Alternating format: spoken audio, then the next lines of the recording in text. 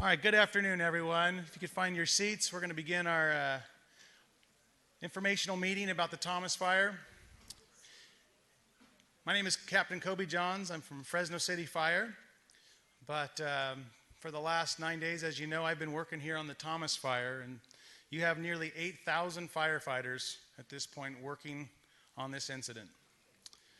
You are almost in the very exclusive club of having the largest fire department in California wildfire history.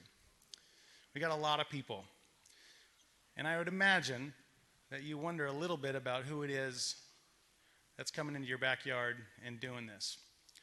I want to tell you just a little bit, one quick story about the kind of people that have come to help you. There's a person on our team, he works in our plans section, and his job, he's a firefighter, he lives in Mendocino County. And his job is to sit behind a desk and type people's names into a computer as they come into base camp. We call it check-in.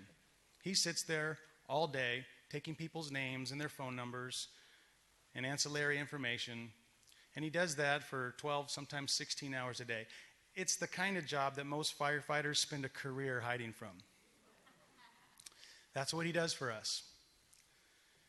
In October, a wind-driven fire was sweeping through the counties of Marin and Sonoma and Napa and Mendocino. And as you know, many people lost their homes, including this firefighter. His home burned down and everything in it. The very next day, our team got assigned to go to one of those fires in Mendocino County. It was his home unit. It was his backyard. Every single person on our team would have understood if he didn't show up to work.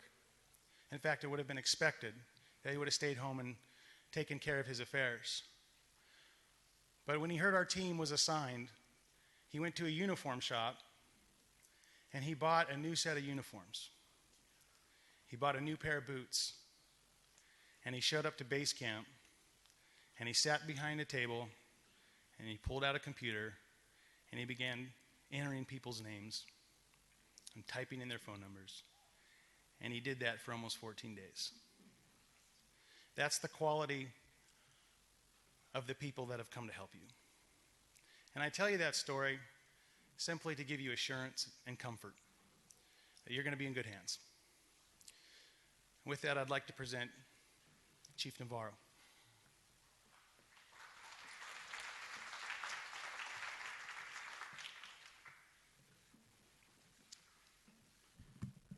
Thank you for coming, and to those of you who are watching.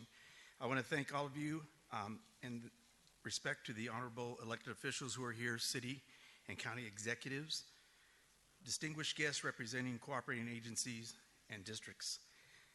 My name is Ray Navarro, Fire Chief for the Carpinteria-Summerlin Fire Protection District. As you know, our community was the first to experience the enormity of the Thomas Fire. We were a bit more prepared, fortunately, but we were in position to see the fire coming. With members from our Type 3 incident management team, whose members include Carpinteria, Montecito, Santa Barbara County, Lompoc, Santa Maria,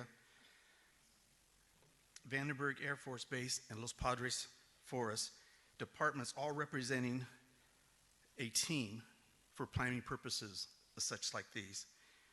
Along with the county sheriff, city manager, and staff, and the Office of Emergency Management, this team put together a plan using wildland fire attack, identifying the number of resources, evacuation zones, road closures, and control points 24 hours ahead of the potential fire threat. This plan was then shared with the Unified Command Team, CAL FIRE Team 4, by our operations chiefs, and was approved and authorized for the necessary resource to carry out the mission. You, the community, were a big part of the success because of your diligence in making your home safe with defensible space, adherence in the use of ready, set, go procedures. This allowed us to take and place 50 engines and personnel in a 24-hour period ahead of the potential threat, and the cooperation between the county sheriff, CHP, Caltrans, along with the County Office of Emergency Management, to open up shelters and public messaging made our job easier. You will hear more of the details from the other presenters today and the strategies, how we combat this fire. This is a huge undertaking, and we don't take it lightly. We're not out of danger yet. But with this type of preparation, with this type of diligence, and with your cooperation and help, we feel that we will be successful. So now I want to introduce Jeff Pemberton. Thank you.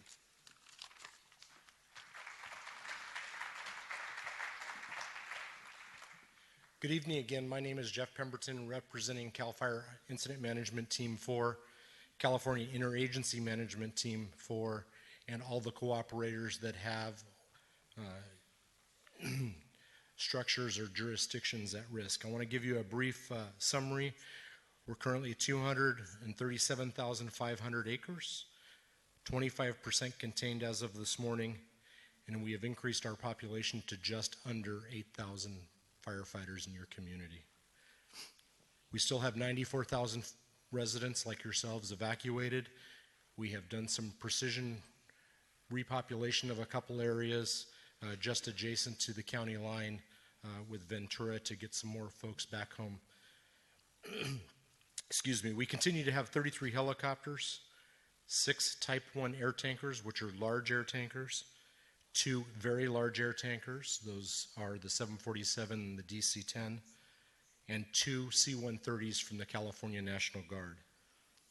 We have established, as we talked about yesterday, the mobile retardant base here off Highway 154 in Santa Barbara, and we have established and moved 300 personnel of those 8,000 to our Santa Barbara camp, as we're referring to it, off of Highway 154 as well. The other thing I'd like to share with you is the values at risk that we're concerned with. We have 226,000 residents that we believe in our estimations are at risk.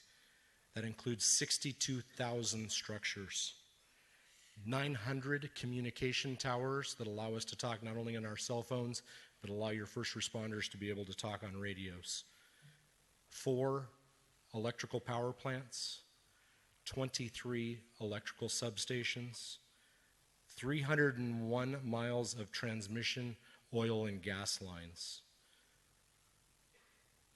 The residential value, according to our estimations, is $46 billion. This is why we are putting every asset that we can on the ground to help us suppress this wildfire. With that, I would like to turn it over to one of our operational folks to give an operational update. Thank you.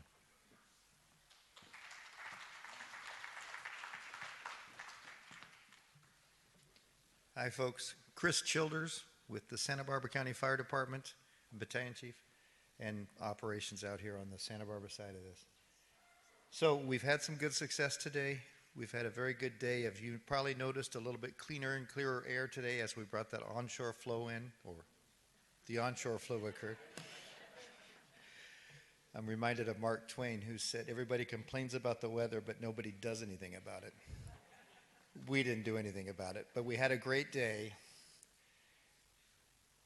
And the fire didn't spread much, and right now we are putting air tankers on the western edge of the fire. And so we've had some success, and the direct attack that we talked about 2 nights ago is looking at least possible, and we're going to fly it and do everything we can to make that happen.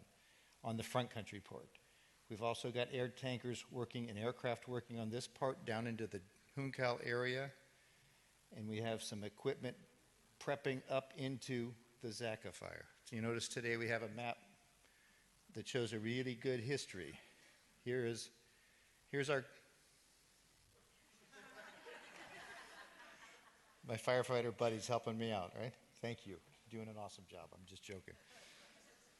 Okay, so current fire is the red, as you know, and remember we have some black edges back here, and they're not showing on this map, but all of this is already black, and that's our 25%.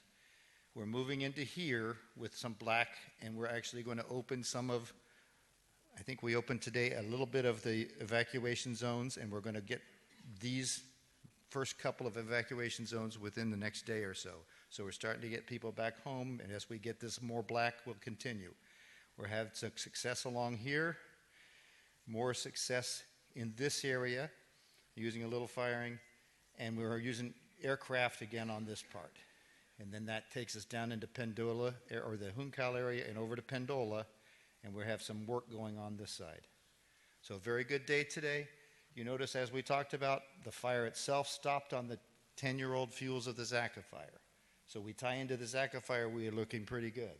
That's the same thing we feel about, and you heard me talk about, trying to tie it into the 9-year-old and 8-year-old fuels of the T and the Jesucita fire.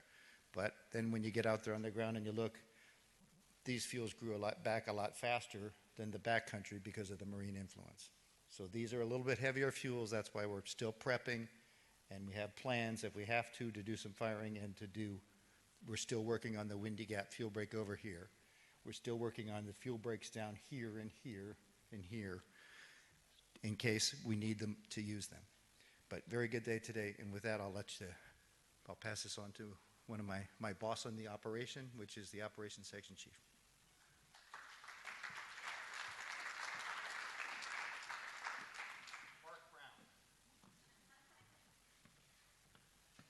In case you didn't hear, my name's Mark Brown. I'm the operations section chief for the Thomas incident. My day job is deputy fire chief for the Marin County Fire Department. My role on this incident is really to be looking at the strategic planning of this incident. And if we're doing our job right, we're not looking one day in advance. We're looking several days, if not a week in advance. We have an acronym that we like to use to help us remember how we should do this, and we call it PACE. We make a primary plan, an alternate plan, a contingency plan, and an emergency plan. And in this case, we've gone much deeper than those 4 steps. And you guys are a very well-informed and active community, and we think it's very important for you to understand all of those steps. And so as we engage any of those plans, nothing ever surprises you. So our primary plan is exactly what we're doing now, and that is putting firefighters and retardant drops right on the fire's edge and hold it where it's at. At this time, we are having success, but I don't think I need to tell you that we haven't always been successful with this fire. The weather conditions have been such it's made it very difficult, especially with some predicted wind events that could be coming up. We have to be planning for that. So the primary plan, like I said, is to continue to hold the fire exactly where it's at. An alternate plan is, if you've been watching, and I think you all have, this fire's been moving laterally across the slope of the front country a half mile to a mile per operational period. But it's been doing it in such a way that we can be successful in defending the structures and creating fire line or controlled edge along the bottom.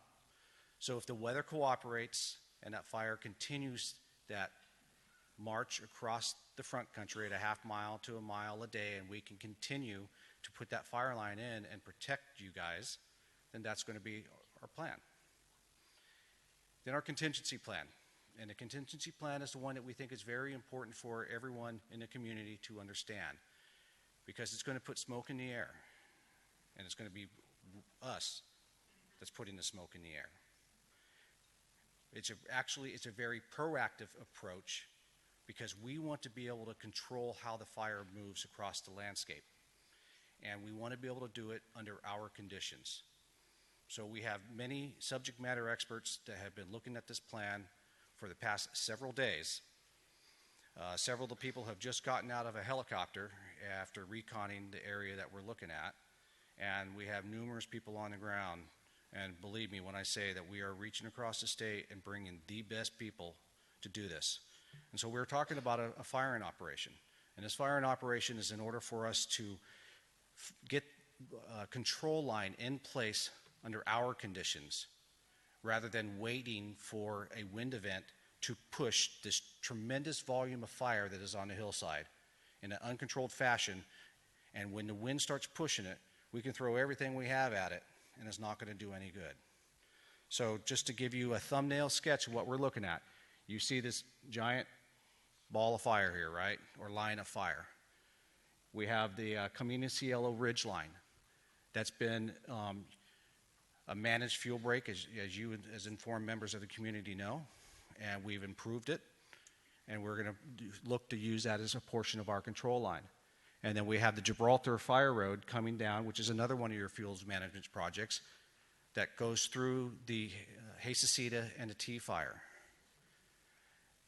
You bring that line down, and then you come across the slope and connecting the dots, was one of the terms we use, with either the defensible space that you've created at your homes, and then fuel management projects that you've had, and then our work going in and putting in hand line. And not only are we putting in the hand line, we're plumbing it with fire hose so that we have water on the fire's edge. This plan goes through several planning cycles, numerous subject matter experts looking at it, and then we make sure that our safety officers have looked at it and they agree that it is the right plan, and then all of our unified commanders look at it and make sure it's the right plan. So in a thumbnail sketch, what we would be doing is firing from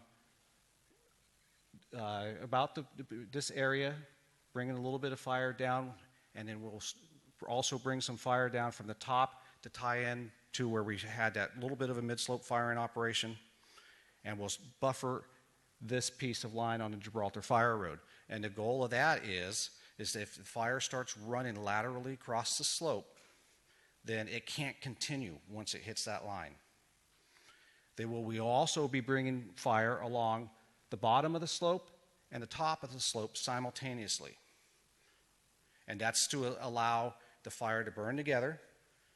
And we will keep us, by doing it simultaneously across the bottom and the top, the fire doesn't run all the way up to the top so fast that it sends a spot fire over the side and gets into the Santa Ynez drainage. And conversely, that there's not so much fire up above that a downslope wind would push the fire right past our lines.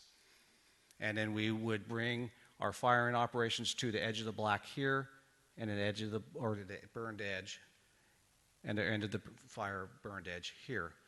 So that's our firing plan. And I want to emphasize that is Plan C. Plan A is to hold the fire exactly where it's at. Plan B is to let it progress slowly across the hillside, and we control the bottom edge and look for opportunities to continue to tie it into the ridgeline. Plan C is that firing operation I just discussed. And then when I told you we have an E, or emergency, we have multiple emergency plans. The one that affects the community is that we have approximately 400 fire engines staggered throughout the communities, and it would be doing point-to-point structure defense. We also have Highway 154 off the map that we have been preparing so that if the fire does make a hard run at that, we can do a similar firing plan that I just described along Gibraltar and along the bottom, along Highway 154 and up through Windy Gap. We're also concerned about the piece of fire that's in the Santa Ynez drainage. You can see what a great job the Zaka Fire has done in containing the fire. That the shape right here is not an accident. We're going to continue to use that as an anchor point for us. And we have the Gibraltar Fire Road on the other side of the community of Cielo tying into the reservoir. We would do a similar firing operation there to stop that spread so we can hold it there. And then our contingency plan behind that is the Windy Gap Fire Road. And that is, in a nutshell, our strategic plan for this incident. I'll pass it off to our F-band and give it to him.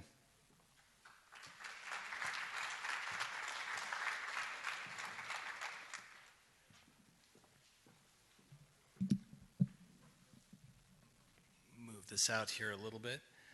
My name is Brendan Ripley, and I'm a fire behavior analyst with Ventura County Fire Department. And just to give you a little update on some of the fuels and how the weather has affected the conditions out there and some of the challenges that we're faced with. If you could put up the ERC chart. So over the past few days, we have experienced some very, very dry conditions. And the fire initially was a wind-driven fire. When we speak about northeast winds, it's where the wind comes from. And it blows the fire basically in a southwest direction. But I want to focus in on the fuels and how extremely dry it is out there. I'll explain this chart. It must look like a number of squiggly lines to you. So this is an energy release component. And basically, it's an evaluation of the fuels or the vegetation out there, both the live and the dead fuels. And it's done at the weather stations that are permanently set in and around the county. This is set up for the coastal area that affects your specific area here in Santa Barbara, Carpinteria, and Montecito. The gray line that you see right here is the average over when this weather station was set in place in 2003. So we're looking at almost 13 years of evaluation or data, and that's the average fuel moisture or ERC value in that period of time. The red line that you see at the top is the maximums for each and every day, and this is from September to December 31st. Over those 13 years, these are the maximums that we've experienced during that period of time. The dashed line is 2017, and I want to draw your attention to where we're at here on this fire. When the fire started, our ERC value was 62. Today, it is 126. And you can see how far it has progressed beyond the historical high ERC value. And it's the historic relative humidity or lack thereof that we have experienced that has really risen that to that point. It is unprecedented.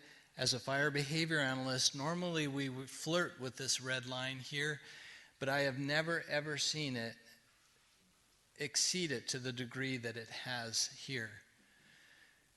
So let's go back to that fire history map and see how it plays out.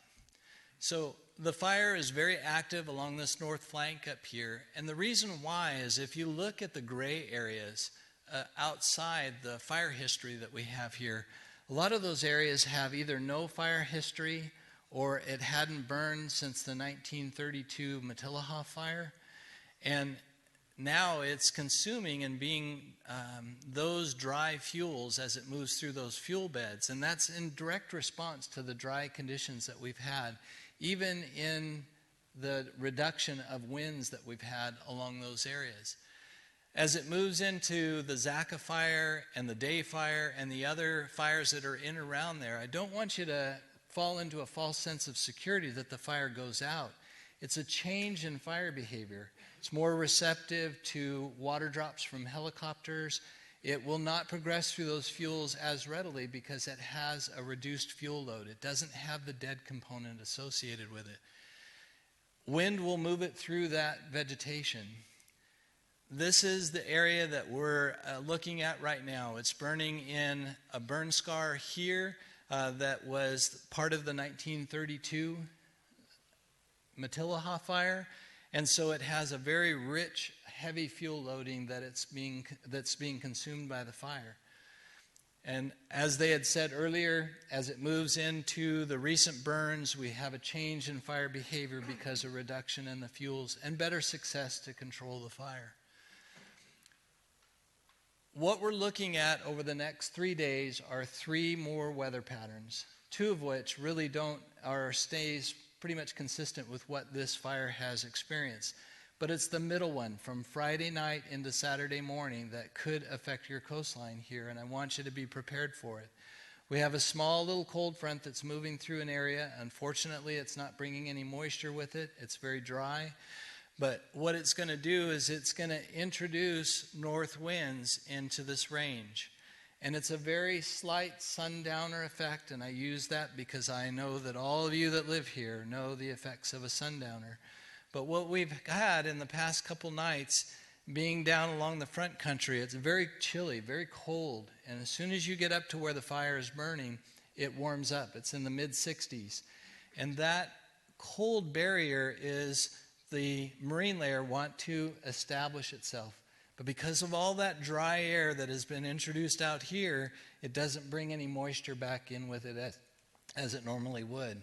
but it's holding the fire at bay. It burns very active across the top of the ridge. It backs down through the vegetation that's here down behind the homes and gives us the opportunity to implement that first plan that he talked about. But Friday into Saturday is our next challenge. And that's where those winds from the north could line up and push down into those canyons and affect those areas. So I want you to be prepared. I want you to make sure that you are prepared for that possibility. Sunday is another return of a possibility moderate Santa Ana wind event that mainly affects this area, the fire out here, out towards Fillmore in this corridor. It reintroduces winds into the northeast and mainly kind of goes back into the same pattern that thus far has been a good weather pattern for us to be able to manage the fire in this area. And I'll close with this. We are very, very cautious in working in with this fuel bed. The other night I was working, kind of talking with some firemen, kind of looking at the weather and how things were burning in up there. And I looked over at them. They were making a decision whether they were going to drop off the hillside and kind of one of those questionable operations. And I looked over him and I go, you know that you're within the Romero burn scar. And the Romero fire was 1971. I was a young teenager in the Thousand Oaks area, and we lost 4 dozer operators to a fire in the weather scenarios that accompany the sundowner winds. And one of the individuals behind me said, yeah, it's right behind you. And it was in the canyon right behind us. He said we had just replaced the crosses back this year. We had found the burnover site, and we had attached new crosses to it. We are well aware of the potentials of this area, and as firefighters, it is something that we operate safely, effectively, but safety is our number one concern for the public that's out there and for us here. One other tidbit, as a fire behavior analyst, I'm constantly looking for opportunity to fire to get out and beyond our control. And one of the things people will walk up to us and ask us, how can we help? I drove up in one of the mandatory areas yesterday, and I looked over to the left, and I saw the roof of a home that was completely covered in leaves. We have a term, it begins from the house out. If you're going to help us, you need to provide hardening to your house. You need to eliminate what we refer to as a receptive fuel bed, and that's leaves on the roof, leaves in the gutters. We've just experienced on the backside of an extraordinary drought here in California, and a lot of our ornamental vegetation has been stressed. A lot of it has died, and we just kind of come to a place where we just kind of not see it. I've had to reevaluate my home and look at the vegetation around, and I'm going to make some changes to it because I have some vulnerability. So look at your homes. Look at places in which you can be vulnerable. Look at the Ready, Set, Go document. It will explain all that you need to know and how to harden your home and increase your success in the event that you're impacted by a wildfire. I'd like to turn this over to a representative from Edison to speak to you about some of the issues in regards to power.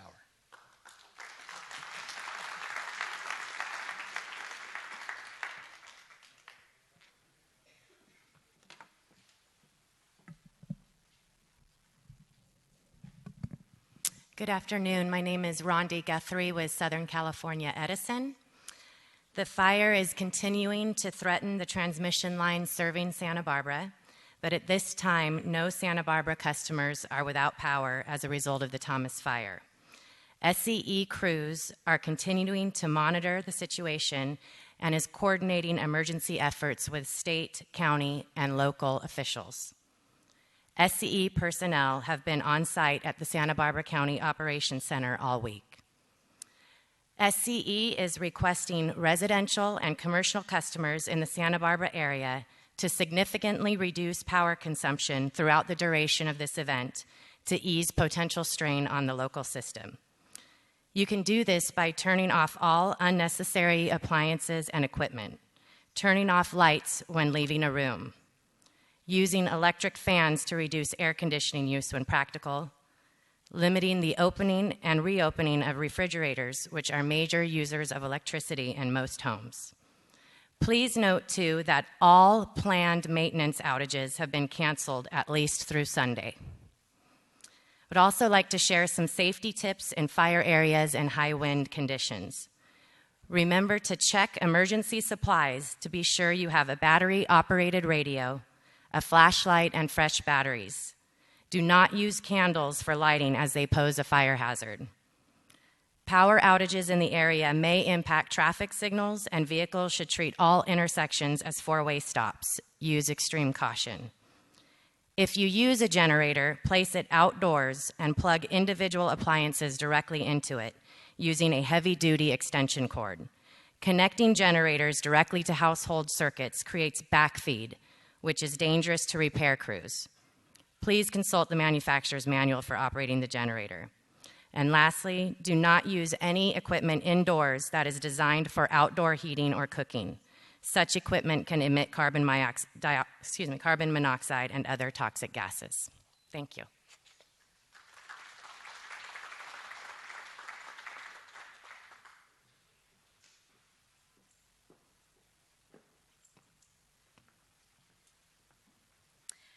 Good evening. I'm Cindy Ponce. I'm the captain of the Santa Barbara, California Highway Patrol.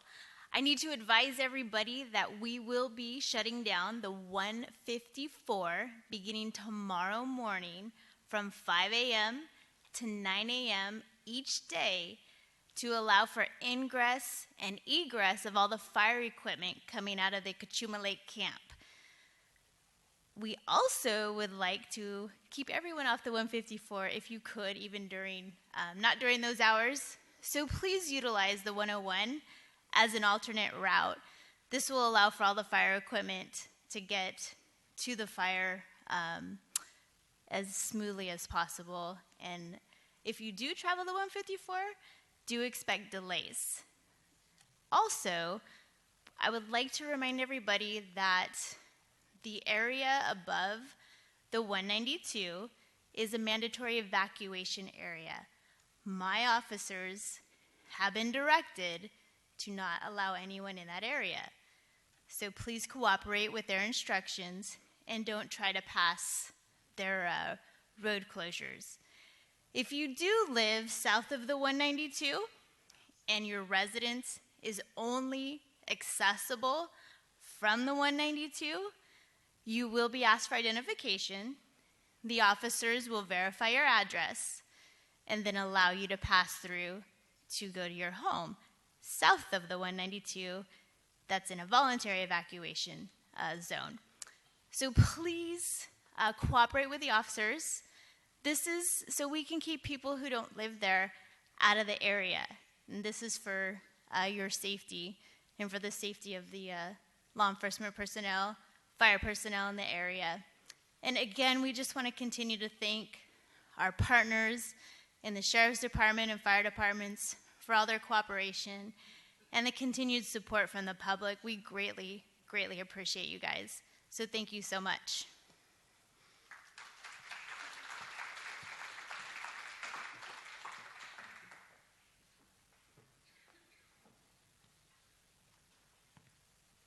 Good afternoon. I'm Bernard Malecki, the Undersheriff for Santa Barbara County. It is my privilege to represent the men and women of the Santa Barbara Sheriff's Office. Besides the justified thanks and congratulations to the firefighters and law enforcement officers, it occurred to me that there is a group of people that you never see, but that are integral to what we're doing here today, and that's the men and women who operate the communication center in Santa Barbara County, our dispatchers. They have answered literally thousands of phone calls and dispatched thousands of units across the southern part of this county, and they've really done an extraordinary job. So please keep them in your thoughts as well.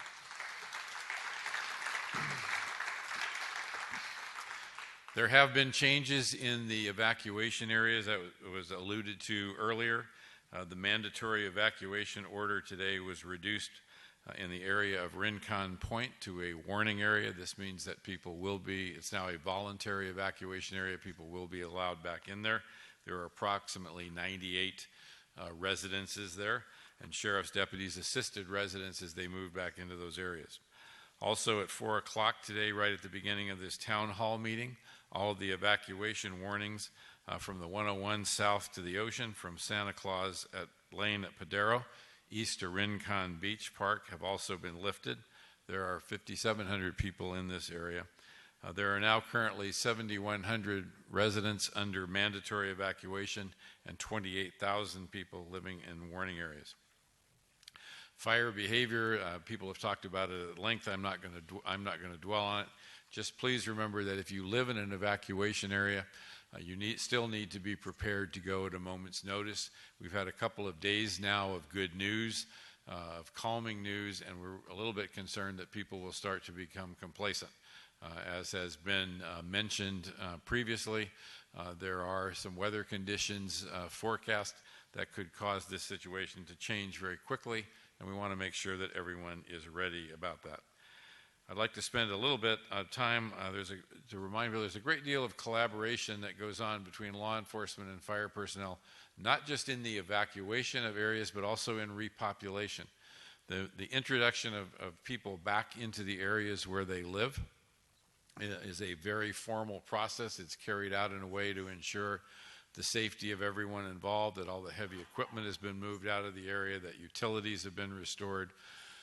So just please keep that in mind and be patient. We know how frustrating it is for people to be out of their homes, and we are working together with the Incident Command to alleviate that as quickly as possible. Reminder that I've thrown out for the last couple of days. If you live in a voluntary evacuation zone, please keep in mind that some of your neighbors may have self-evacuated, and keep an eye on their house. Treat it as you would a neighborhood watch project. And remember that Sheriff's Office, Highway Patrol, and Santa Barbara police officers are continuing to respond to calls for service. They are able to do so. In addition, we will continue to patrol the evacuated areas and ensure the safety and security of people's property. Thank you very much for the opportunity to be with you today and for the opportunity to be of service. Thank you.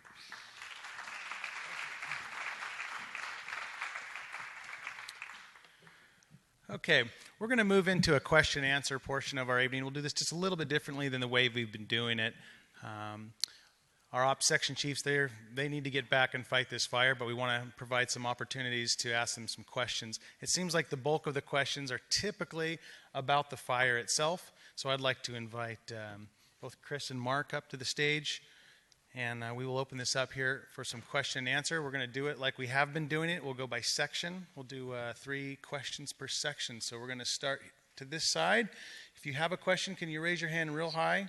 All right, in the very, very back, you're number 1, right in front of him. Ma'am, right on the aisle, yeah, you're number 2. And sir, you're number 3. Okay, go ahead and put your hands down. Let's start with question number 1. Hi, my name is James. I had a question about A, B, and C. One of the guys were talking about, Plan A, Plan B, Plan C, and then Plan E for emergency. Best case scenario, Plan A, how would that play out if we were able to move forward just with Plan A? How would the best case scenario play out? Thank you.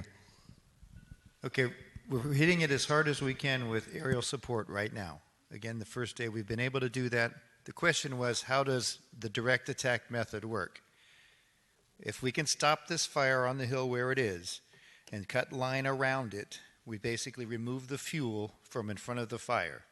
To do that, we have to cool it down enough so that firefighters can get next to it and hit the direct attack, which means we use chainsaws and equipment to cut a fire line by removing the fuel adjacent to the fire's edge. That means the air attack is hitting it hard. We're successful there. We start cutting that line up to the hill, and if we can get it up to Camino Cielo, we're successful. And then we have to hold it a few days and mop it up so that we can turn it black like these portions down here have already been done. So does that answer that question? That's the direct attack. It's going to be a challenge. You know how steep this country is, and with 60-plus-year-old fuels, it's pretty hard work. But if we could stop it there, it certainly reduces the headache and all of the other options. Thank you. I'd like to ask, is there a URL or an address that will give us the best current information and even which phase of this plan that you're operating on now? Yeah, so if you look at, let's see, maybe the next page, Pono, we had a list of our resources. We're getting there. One more. There's also a document that's available on the table in the foyer that identifies some of those email address All right, URLs. so if I can direct your attention to the screens, these websites all produce the latest maps that we're using to provide the most current information. The fire.ca.gov, that's hosted by CAL FIRE. That's a wonderful website, as is NCWeb. That's hosted by the National Wildfire Coordinating Group. That also has just spectacular map products and information-based tools that you can use. So both of those are readily available to you, as are all the others there. I'll leave those up there for a little bit. And question number 3. Yeah, where was number 3? Okay, there we go. Thank you. There were a lot of helicopters that seemed to be increased in number on the 154, 192 area. Looked like they were picking up water, taking it to the fire. Is that a change in operations, and can we expect to see that continue? So I mentioned last night, and good question, we last night, yesterday, or 2 days ago, ordered a portable retardant plant or base, and that is a way that we can take water from a water tender, mix it with retardant at location, and then fill helicopters at that spot. And the place we've set up the portable retardant base is right there on the bridge to nowhere above Highway 154, right about a mile off the 101. You know, most of you know where that area is. And so it's about a mile up the 154. There's an overpass over 154, and it's an open area across from it, a county park, and that's where we've set up the mobile retardant base. So that's where the helicopters are filling up, and that's allowing us to use retardant, which has a more effective power than just straight water.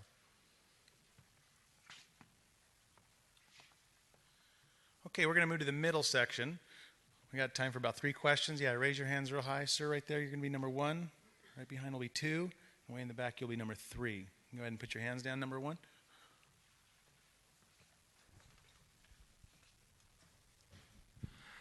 Yeah, we live at the top of Mission Canyon on the eastern ridge, and that was just inside the eastern boundaries of the Jesucita fire and the western boundary, I believe, of the T fire. So we're particularly interested in if we could ask for further clarification on the plans for the Gibraltar Road area, the protection from that line.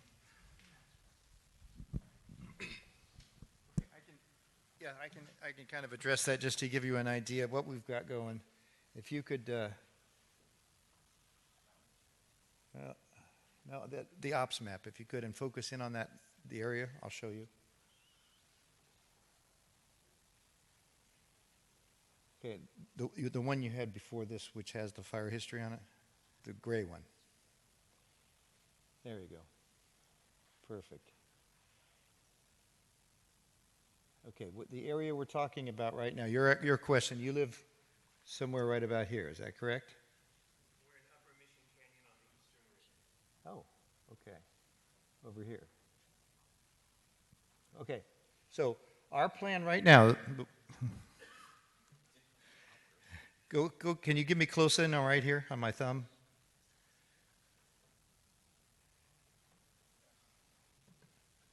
Okay.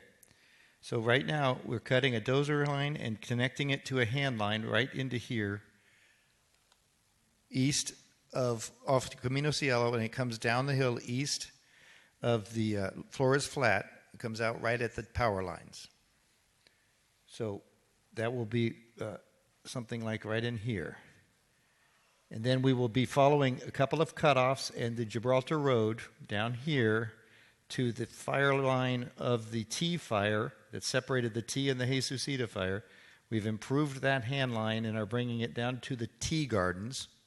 And then from the T gardens, we're just going basically behind all of the homes and completing this line all the way across to this edge. Does that make sense? And then the top of that is the Camino Cielo fuel break, and we've scraped the ridge off like we do on all the big fires. Got it? Hi, could you talk a little bit more about the contingency plan, and if you're going to do it, when you would do it, and how does the fact that we're looking at some winds popping up on Friday and Saturday influence your timing? Okay. Again, we have the pace. We're here at the primary. We're trying to get it. The alternate is to let it help itself, work itself over, and keep trying to get it. If the wind starts to change and force us and starts to push the fire towards our control lines on the edge there, this control line I'm talking about, that would be when we would have to start firing it. Originally, it could be, if the fire really went bad tonight, we might have to start tomorrow morning. But we're not planning on tomorrow morning. We're still prepping it. We're looking pretty good. If we had to do it, probably the next day, if it pushed our hand before then. But again, we're hoping that we can get either direct or let it do its thing slowly. If it starts to look like it's going to force our hand, that's when we would make that decision.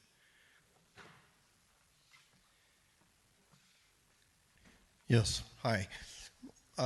My question or comment is this. I know we're all really concerned about the air quality in our area and how poor it's been over the past week and a half.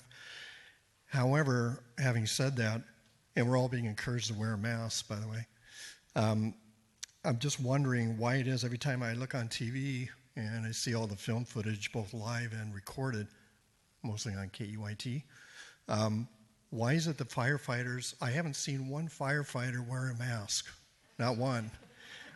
So I guess my question is, if the air pollutants are as bad as they say it is, and here these guys are on the front lines fighting this thing, I haven't seen one wear one, and just would wonder if you could respond to that. No one ever said we were geniuses, okay? Obviously, we should all be wearing protection. And structural firefighters, the county, we do both structural fires and wildland fires. And so I'm trained, and we're all trained with wearing breathing apparatus. And as, I don't know if you know, but when we fight structure fires, we have to, because of all the toxics in your house that burn, make a lot of toxic gases, and there's no way you'd survive those inhaling that. On wildland fires, typically those firefighters are out there working very physically hard, and they need all the oxygen they can get. And so basically we're told we should wear masks. We all know we should. But they're out there trying to do a job, and putting something in restricting your breathing doesn't help you do that hard job. So, yes. Does that answer the question? That's the kind of dedication these guys have, okay?